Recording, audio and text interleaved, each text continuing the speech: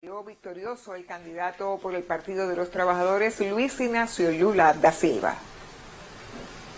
Siempre he jugado dentro de las 4 líneas de la Constitución. Nunca he hablado de controlar o censurar a los medios de comunicación y las redes sociales. Como presidente de la República y ciudadano, seguiré cumpliendo con todos los mandamientos de nuestra Constitución. Asimismo, el mandatario saliente se refirió a las protestas de sus partidarios. Los movimientos populares actuales son el resultado de la indignación y un sentimiento de injusticia por la forma en que se llevó a cabo el proceso electoral. Las manifestaciones pacíficas siempre serán bienvenidas, pero nuestros métodos no pueden ser los de la izquierda que siempre han perjudicado a la población. Tras las declaraciones de Bolsonaro, su jefe de gabinete Ciro Nogueira confirmó que iniciará el proceso de transición cuando sea notificado. El presidente Jair Mesías Bolsonaro me autorizó a iniciar con base en la ley el proceso de transición. En medio del silencio de Bolsonaro sobre los resultados electorales, sus partidarios bloquearon las carreteras para protestar por su derrota y algunos pidieron un golpe militar para evitar que el expresidente Lula regrese al poder. Sin embargo, desde el Partido de los Trabajadores piden que la transición política ocurra con normalidad.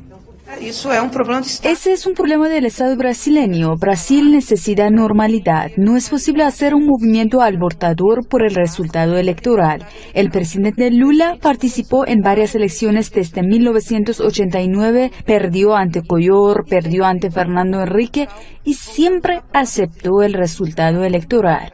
El equipo de Lula ha iniciado el diálogo con el gobierno de Bolsonaro e informó que el vicepresidente electo Geraldo Alckmin será el encargado de coordinar el proceso de traspaso de poderes con los representantes del actual gobierno.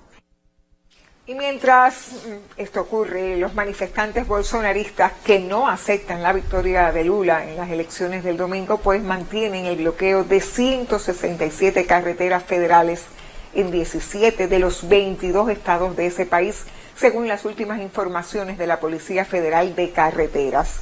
Este miércoles, por ejemplo, en la red social Twitter, el ministro de Justicia, Anderson Torres, detalló que desde el domingo se han disuelto 544 bloqueos. Por su parte, la policía apunta que ya se han liberado 563 carreteras.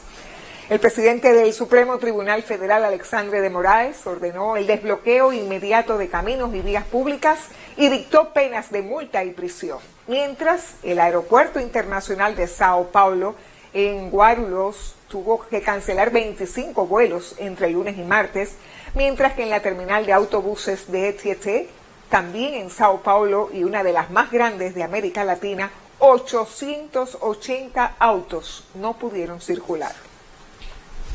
Seguimos en Bolivia. Bolivia espera que las autoridades imputen a implicados en actos de violencia en Santa Cruz como parte del paro convocado por el Comité Interinstitucional de esa urbe.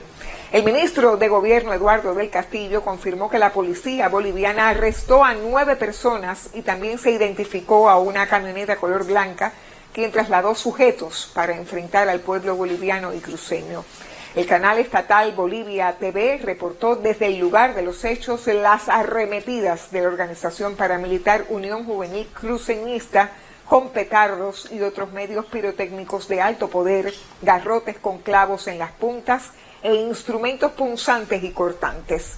Cientos de sus miembros intentaron levantar los bloqueos establecidos en una carretera de entrada a Santa Cruz por vecinos de la zona desesperados por más de 10 días sin trabajo ni movilidad ante el paro decretado por el gobernador Fernando Camacho y sus seguidores. Y terminamos en Rusia, que hoy renovó su participación en el acuerdo alcanzado para la exportación de cereales ucranianos, que fue suspendida tras el ataque masivo lanzado por Ucrania contra sus buques militares y barcos civiles en la bahía de Sebastopol, en Crimea. El Ministerio de Defensa ruso afirmó que Kiev dio las garantías necesarias por escrito de no utilizar el corredor de granos en el Mar Negro para acciones militares contra su país, luego de la mediación de Turquía y Naciones Unidas con los gobiernos de Moscú y Kiev. Hoy también trascendió que el presidente de Rusia, Vladimir Putin, sostuvo una conversación la víspera, una conversación telefónica con su homólogo turco Recep Tayyip Erdogan, donde abordaron la situación actual y futura del acuerdo de exportación de cereales. Así me despido. Continúen con otras informaciones.